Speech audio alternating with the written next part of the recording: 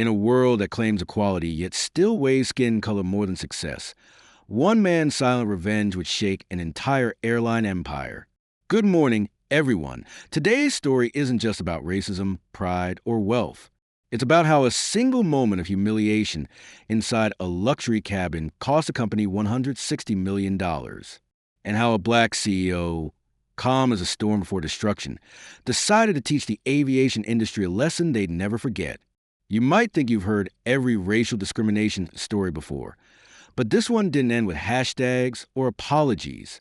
It ended with frozen accounts, canceled contracts, and a CEO who walked away smiling. So, let's go back to that morning flight, the moment it all began. The sun was just breaking through the clouds over Los Angeles International Airport. Gate 73 buzzed with the usual mix of travelers.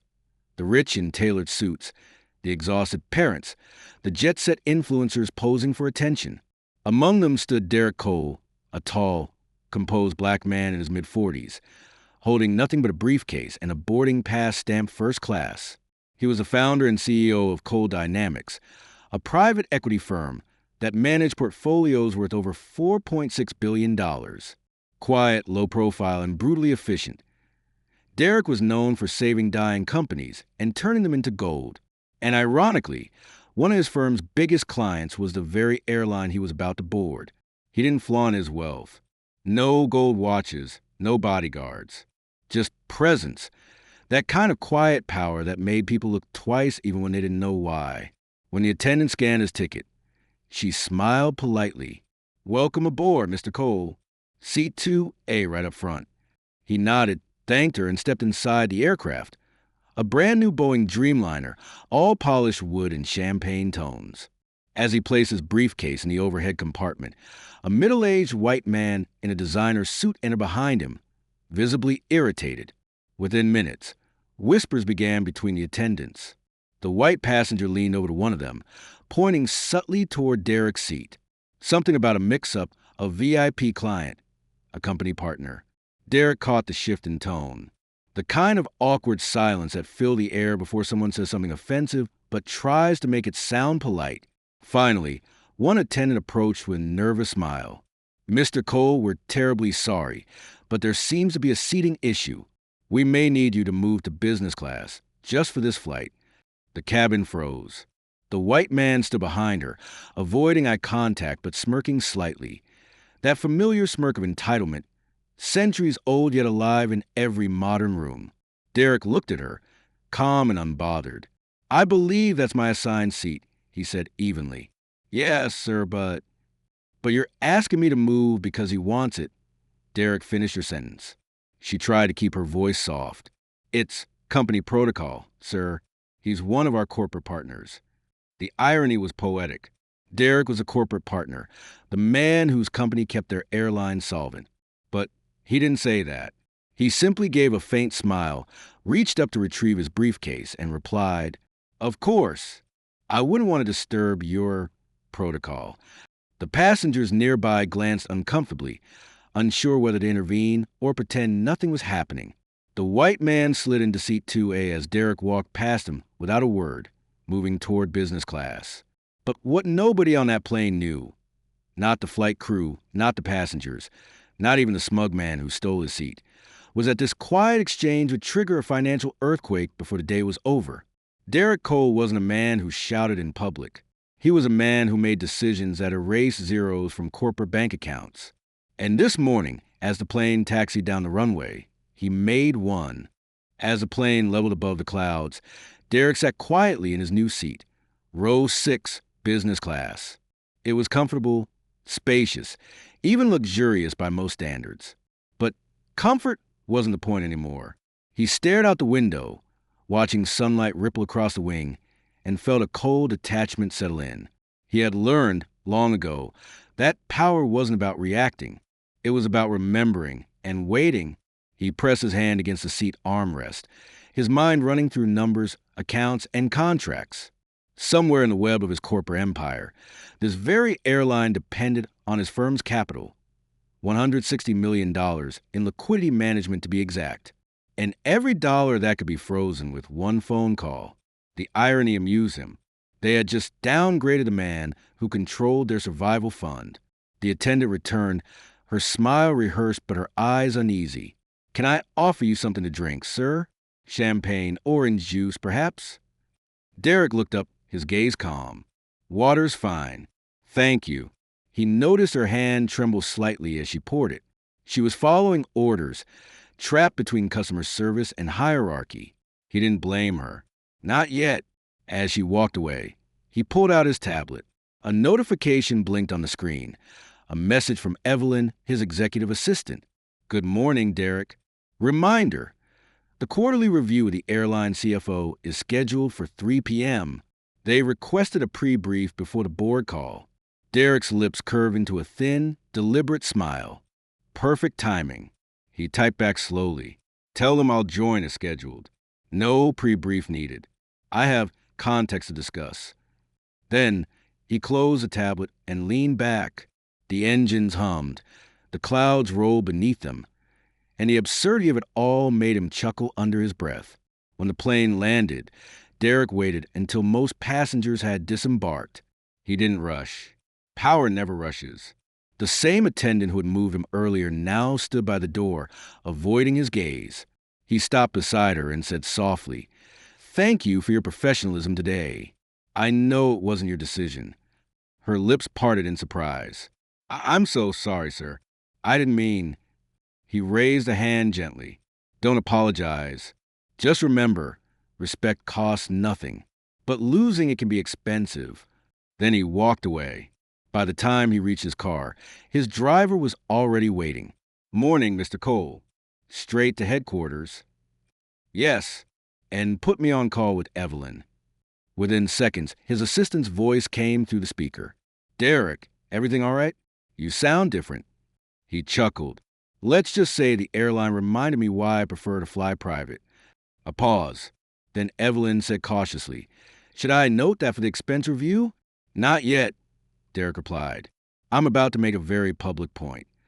At Cole Dynamics Tower, glass walls gleamed in the Los Angeles sun. Employees stood as Derek entered, calm, confident, unreadable. He walked straight into the boardroom, where a dozen executives were preparing for the video call with SkyWest Air's financial team. "Is the line open?" he asked. "Yes, sir," said Marcus, the finance director. "They're waiting." The screen flickered to life. Faces appeared, cheerful and oblivious. "Mr. Cole," greeted Richard Bennett, the airline CFO. "Always good to see you. We appreciate your firm's continued partnership. I believe we're finalizing the renewal this quarter." Derek leaned back in his chair, folding his hands. "Actually, Richard," he said calmly, "that's what I wanted to discuss." The CFO blinked. "Oh, is there an issue?" Derek tilted his head slightly. "Tell me, Richard, how does your company train its flight attendants on customer priority?" A faint laugh came through the speaker. "Well, we pride ourselves on quality and professionalism, of course. Why do you ask?" Derek's voice didn't rise. It never needed to. "This morning, your staff removed me from my assigned first-class seat to accommodate another passenger, because he was white, and because I'm not." The air in the boardroom went still. Even over the video feed, the silence from the airline side was deafening. "I assume," Derek continued, "that's not the professionalism you were referring to." The CFO stammered. "Mr. Cole, that must be a misunderstanding. I'll have it investigated immediately." "No need," Derek interrupted smoothly. "I've already reviewed your financial dependency on our firm. You rely on $160 million in operational liquidity from us. Effective immediately, that budget is frozen." Frozen? Richard's voice cracked. Derek nodded. "Until your board can demonstrate a culture that values dignity over color. My team will send formal notice within the hour."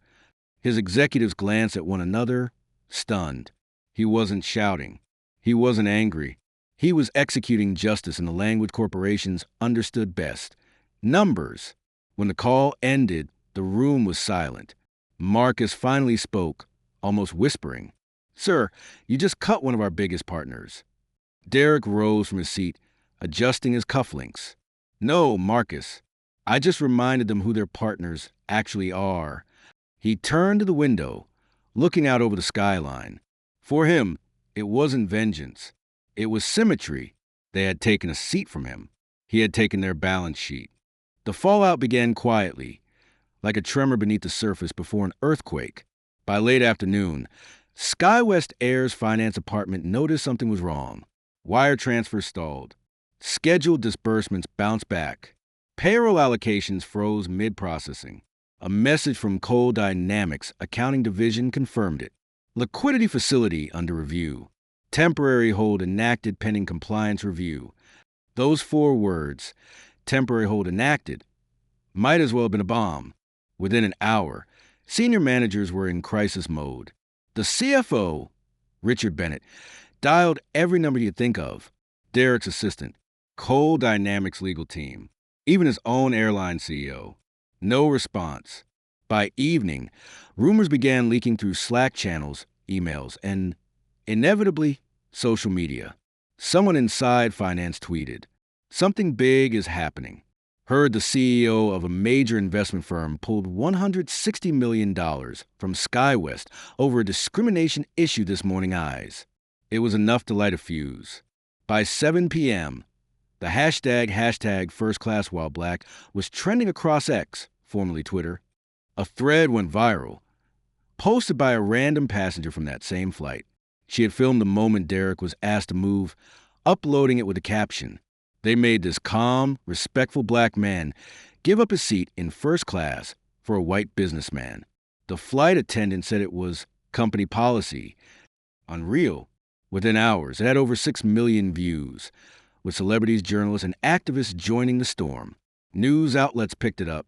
CNN, billionaire CEO reportedly removed from first class over racial bias allegations. Bloomberg, $160M investment frozen after airline's alleged discrimination incident. The Guardian, racial bias in the sky? Airline faces backlash after humiliating black executive. And then came the avalanche of public fury. Thousands of users began sharing their own stories of subtle racism in air travel, being questioned about upgrades, being randomly selected for checks, being mistaken for staff. The conversation shifted from one incident to a cultural reckoning. Inside Derek's penthouse that night, the city glowed below like a galaxy. He sat by the window, scrolling through chaos, watching the headlines multiply. Evelyn entered quietly, holding her tablet. "Sir, CNN wants a statement. So does the Post. They're all asking if the rumors are true." Derek didn't look up. "Let them ask," he said softly. "The truth doesn't need a press release." She hesitated. "Do we deny it or confirm?" He finally turned his gaze toward her, steady, deliberate. "Evelyn, I don't do drama. I do results. The more they talk, the more their board panics. We'll wait." She nodded and left, her heels fading into the silence. Derek exhaled, setting the phone aside. For a moment, he thought about his father, a bus driver who once told him, "Son, one day they'll see your worth, but never let them decide it." Tonight, he finally understood the full meaning of those words. Meanwhile, at SkyWest headquarters, chaos erupted. The board was in emergency session, the CEO pacing, the PR director on 3 phones at once. "We need to reach him," the CEO snapped. "Apologize, issue a statement, whatever it takes. We can't afford to lose $160 million. But every attempt hit a wall. Coal Dynamics lawyers were firm. Per Mr. Cole's directive, communication channels remain closed until formal arbitration is requested. "Arbitration?" the CEO shouted. "Over what?" "A seating mix-up." The legal counsel looked pale. "Over corporate ethics, sir. That's how it's being framed." The CFO buried his face in his hands. "We're dead." By the next morning, news crews camped outside airports. Protesters showed up carrying signs reading, "We fly with respect," and "First class for all." Every SkyWest flight delay was met with jeers and live streams mocking the airline silence. Then came the stock drop. By noon, SkyWest market value plunged by $480 million, with investors pulling out in fear of a PR meltdown. Commentators called it the most expensive seat in airline history. At the same time, Derek's name became legend. Memes circulated. He didn't raise his voice, he raised interest rates. They took his seat, he took their budget. Silent power is still power. Talk shows debated whether Derek's move was justified or too extreme. Some accused him of using his wealth for revenge. Others called it poetic justice in real time. But in every argument, one thing stood unshakable: his composure. That evening, Evelyn returned with a small smile. "Sir, SkyWest EO just issued a public apology. They're calling it a misunderstanding." Derek raised an eyebrow. "Did he mention my name?" "No, just an unfortunate incident involving a valued partner." He chuckled. "Good. The lesson's more powerful when they don't even dare to say who taught it." Evelyn hesitated before asking, "Will you ever unfreeze the funds?" Derek turned back to the skyline, his reflection merging with the city lights. "When they learn the difference between service and servitude," he said quietly, "maybe." The next week unfolded like a slow-motion implosion. SkyWest Air, once a symbol of prestige and precision, was now a headline cautionary tale. The scandal refused to die down. Every day, new interviews, new think pieces, new hashtags reignited the fire. Talk show hosts debated it. Activists dissected it. Even corporate HR panels began calling it the Derek Cole effect, a moment when silent dignity turned into public accountability. Inside Cole Dynamics, the mood was steady, calm amidst chaos. Employees felt a quiet pride. Their boss hadn't just offended himself. He had defended an entire generation of professionals who'd been quietly disrespected under the guise of policy. In the executive wing, Evelyn stood outside Derek's office, holding a thick folder labeled SkyWest Internal Memo Leak. She entered carefully. "They're falling apart, sir. This leaked from one of their mid-level managers." Derek looked up from his laptop. "Read it," he said. She unfolded the paper. "To all senior staff, effective immediately, the Diversity and Ethics Department is dissolved until further notice. PR will handle all communications. Any employees engaging in social media discussions will face termination." Derek exhaled slowly. "So, instead of fixing the rot, they're covering the smell." Evelyn frowned. "It's pathetic. They're doubling down instead of owning up." He looked out the window, expression unreadable. "Pride, Evelyn. Corporate pride is the most expensive addiction in business, and they'll keep paying for it until it bankrupts them." At SkyWest headquarters, that prediction was already coming true. The CEO, Thomas Greer, sat in his corner office, surrounded by exhausted executives. "PR can't control this anymore," said the communications director. "Every video, every quote about Cole gets millions of views. The narrative's gone global." Thomas slammed his fist on the desk.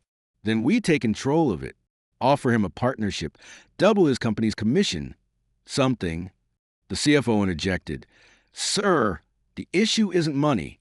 He's not negotiating for profit. He's making a point." Thomas glared. Everyone's got a price. But deep down, even he didn't believe that anymore. 3 days later, Derek received an embossed envelope delivered by courier. SkyWest Board Directors. He opened it. "Mr. Cole, we deeply regret the events of Flight 247. On behalf of the board, we wish to meet privately to resolve this matter and explore restoring partnership. Respectfully, the SkyWest Board." He placed a letter on his desk, unreadable. Then he smiled, that quiet, knowing smile again. "Schedule it," he told Evelyn. "But not here. Their office. Let's see how humility looks in their house." The meeting took place in a glass conference room overlooking the city, the same skyline where his frozen funds had started a revolution. The board members entered first, polished and tense. Then Derek walked in composed, wearing a simple navy suit. No entourage, no lawyer, just presence. "Mr. Cole," said Chairman Lawson, standing to shake his hand, "we want to apologize directly for the—" Derek interrupted, gently but firmly. "No need for apologies. I didn't come for words. I came to see if you've learned anything." Lawson blinked, unsure how to respond. "Learned? Yes. Derek continued. You've lost nearly $500 million in market value. 3 executives resigned, and your brand is now synonymous with bias. So tell me, what have you learned? The CFO cleared his throat. That perception matters. And not perception, Derek said sharply. Principles. The room fell silent. He leaned forward, his voice even but cutting. You see, gentlemen, you didn't just move a passenger. You moved a symbol. You told the world, once again, that money buys status, and color determines comfort. And then you wondered why people stopped flying with you. The chairman swallowed hard. We're implementing sensitivity programs. Don't waste my time, Derek said, his eyes steady. You can't train morality. You hire it or you lose it. After a long silence, one board member spoke softly. Mr. Cole, what do you want from us? Derek smiled faintly. Nothing, he said. I already got what I wanted. They stared confused. I wanted the world to see what happens when you mistake quiet for weak, when you think dignity is optional. He stood, buttoning his jacket. You can keep your seat. I prefer standing. As he walked toward the door, the chairman called after him. So the freeze remains? Derek paused at the threshold, turned slightly. The freeze remains, he said, until the ice melts in your hearts. Then he left. That clip, recorded by someone in the building, leaked within hours. It spread like wildfire. News anchors replayed it again and again. You can keep your seat. I prefer standing. It became the new anthem of resistance. Influencers quoted it. Late-night hosts repeated it. A rapper even sampled it in a viral TikTok track. Derek hadn't planned any of it, but in an age addicted to noise, his calm became thunder. By the end of the week, SkyWest CEO resigned. Their board announced a full overhaul of hiring and training policies. And for the first time, major corporations began reevaluating their partnership ethics clauses. Derek had started a movement, one that stretched far beyond his own insult. He hadn't shouted. He hadn't protested. He simply acted, and the world took notes. That evening, Evelyn found him once again by his office window. Sir, you become a symbol. People are calling you the CEO who changed corporate culture. Derek didn't smile this time. Symbols fade, he said quietly, but change, that sticks. He looked out at the city, the skyline bathed in gold. Let's keep it that way. Hours after the confrontation, the world began to move in slow motion for everyone else, but not for Marcus. For him, everything was suddenly clear. The anger that had burned inside him had cooled into something more powerful, strategy. While the airline's PR department scrambled to manage optics, Marcus's executive team already knew what was coming. At exactly 8 a.m., his assistant entered the glass-walled boardroom holding a printed letter. It was brief, barely 2 paragraphs long, but its impact would ripple across the aviation industry like a thunderclap. Effective immediately, all budget allocations, investments, and partnerships with Ether Airlines are suspended pending review. This decision follows an internal audit of ethical compliance. That was it. No names, no emotion, just cold, clean precision. By noon, Ether Airline stock had started to tremble. News outlets didn't even know the full story yet. They only had fragments. Black CEO suspends $160 million deal. Commentators speculated everything from contract disputes to internal scandals. But those close to Marcus knew he didn't move without purpose. And when journalists finally connected the dots, when they found the footage of Marcus being removed from first class to make room for a white passenger, the internet exploded. Clips of the incident flooded every platform. This is how billion-dollar racism looks. He didn't shout. He just moved mountains with one email. Money speaks louder than apologies. Within hours, hashtags like #FlyEqual and #160 million lesson trended worldwide. Celebrities shared it. Business leaders weighed in. And everyday travelers began posting their own experiences of humiliation in airports.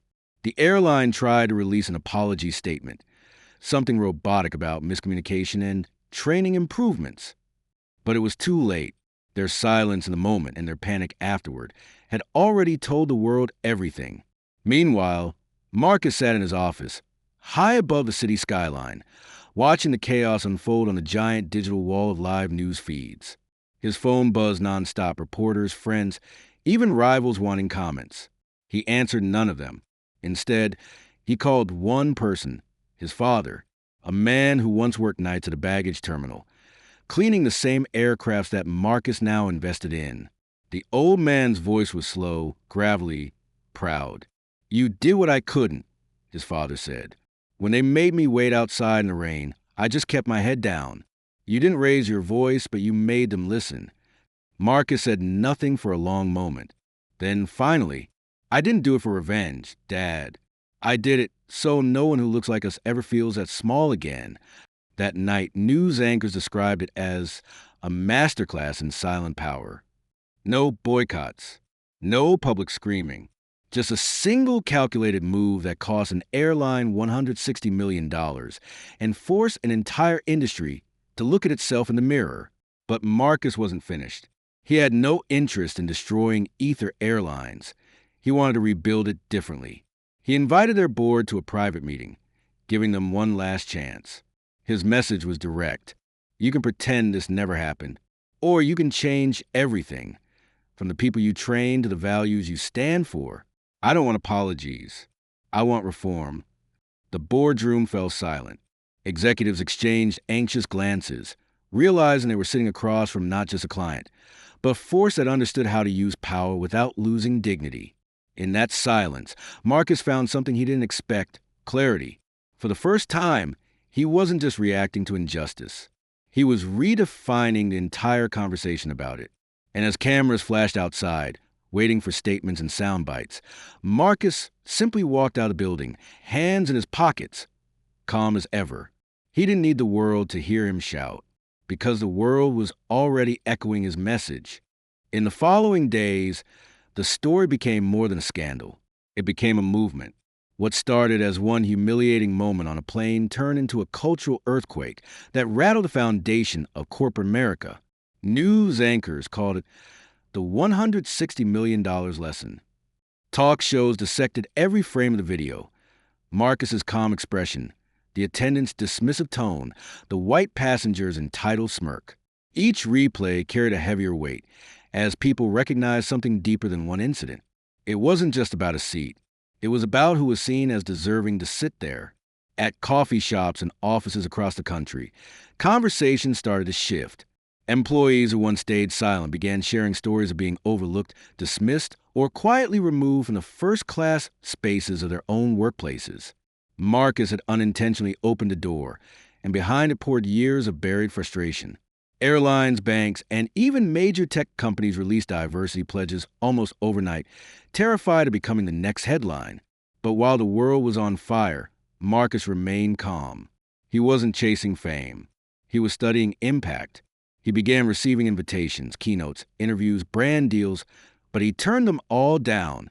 His message was simple. If I speak now, they'll think it's about me. But this was never about me. It's about every person who's ever been told they don't belong. Behind the scenes, though, Marcus was building something new. He quietly assembled a coalition of CEOs, entrepreneurs, and policy advocates, people who had faced discrimination but fought their way to the top. They met in a glass conference room overlooking the skyline, the same view that had once symbolized exclusivity. Now it symbolized access. The group called themselves the Equity Syndicate, a private alliance committed to reforming corporate culture from the inside out. Their first goal: require every major airline to implement transparent anti-bias training and a passenger rights protocol that couldn't be ignored. One of the members, a Latina tech founder, asked Marcus why he was still involving Ether Airlines in the project after what they did to him. He smiled. "Because if change doesn't happen where the pain began," he said, "then all we've done is move the wound." Meanwhile, the media began digging deeper into Marcus's past. They found out he grew up in a small, struggling neighborhood, raised by a father who worked double shifts and a mother who cleaned airplanes. His story wasn't just one of wealth, but of resilience. The contrast between that boy on the runway and the man in the boardroom became a powerful symbol. Schools invited him to speak. Community groups painted murals of him, and online movements quoted his words like scripture. But Marcus wasn't seeking worship. He wanted reflection. He wanted people to ask themselves, who gets to be treated with dignity before the money, before the title, before the name? Ether Airlines, under immense pressure, finally reached out privately. They didn't send lawyers this time. They sent their new CEO, a woman who had been recently appointed after the board's public fallout. She walked into Marcus's office with no cameras, no entourage, just sincerity. "We can't undo what happened," she said, "but we can build something that never lets it happen again." Marcus looked at her for a long time, the weight of weeks of emotion in his eyes. "You'll have to do it in the light," he said, "not as a PR move, not as damage control, but as a promise." They shook hands, not as enemies, not even as partners, but as two people who understood the power of accountability. The following month, the Equity Protocol was announced, a nationwide initiative funded jointly by Marcus's investment firm and several major airlines, including Ether. The protocol required all participating companies to disclose incidents of racial bias, enforce equal access guidelines, and allow passengers to report mistreatment without fear of retaliation. The move sent shockwaves across the industry. Some critics called it corporate overreach. Others called it long overdue justice. Marcus called it progress. And when reporters finally cornered him for a comment, his response was simple, almost poetic. "They took my seat, so I built my own plane." That line became legendary. It appeared on T-shirts, billboards, and headlines across the world. But Marcus didn't care about slogans. What mattered to him was watching doors open for people who looked like him, sounded like him, dreamed like him. He visited schools and neighborhoods like the one he grew up in, speaking to students who had never even been on a plane before. He told them that first class wasn't about where you sit. It was about how you carry yourself when someone tries to push you out. "They can take your chair," he said, standing in front of a gym full of wide-eyed kids, "but never your worth." The crowd erupted, and for the first time in weeks, Marcus smiled, not out of triumph, but peace. That night, back in his penthouse overlooking the city lights, he poured a glass of water and sat in silence. No news tickers, no notifications, no applause. Just the hum of the world outside, a world that, for once, seemed to be listening. He remembered his father's words again. "You didn't raise your voice, but you made them listen." He had done exactly that. And in the quiet glow of his success, Marcus realized something profound. He didn't freeze a $160 million budget to punish injustice. He did it to reshape power itself, so that dignity, not dominance, would define the next generation of leaders. Weeks passed. The storm of headlines slowly quieted, but the echo of Marcus's decision lingered, like a distant rumble that never truly faded. Every time someone boarded a plane and saw the small sign reading Equity Protocol Certified, they thought of him, the man who didn't shout, didn't curse, didn't throw fists or demand pity. He simply changed the rules of the sky. In one interview months later, a journalist asked Marcus a question that everyone had been dancing around. "Do you forgive them?" He paused. The studio was silent. Cameras zoomed in. "Forgiveness," he said slowly, "isn't something I give for free. But change, that's something I invest in. And maybe that's my kind of forgiveness." The host looked stunned. Viewers replayed that line millions of times, dissecting it, quoting it, turning it into art. Because it wasn't just about one flight. It was about a philosophy of power. Marcus had shown that real power doesn't explode. It endures. Months turned into a year. Under the new leadership and partnership of Marcus's Equity Syndicate, Ether Airlines transformed. They opened scholarship programs for underrepresented youth in aviation. They sponsored initiatives for inclusive hiring. And in a full-circle moment, they renamed one of their new aircraft lines the Integrity Fleet. At the unveiling ceremony, Marcus was invited to speak. He stood at the podium, looking out over hundreds of employees, students, and press members. The same airline that once humiliated him was now listening to him define their future. "Dignity," he began, "isn't given in a first-class seat. It's carried by the person who refuses to lose it, even when they're told to stand up and move." The crowd erupted in applause, but Marcus only smiled faintly. He wasn't seeking validation. He was closing a chapter. After the event, as the cameras faded and people dispersed, a young flight attendant, black, early 20s, walked up to him nervously. "Mr. Reed," she said softly, "I just wanted to thank you. I joined this company after what happened.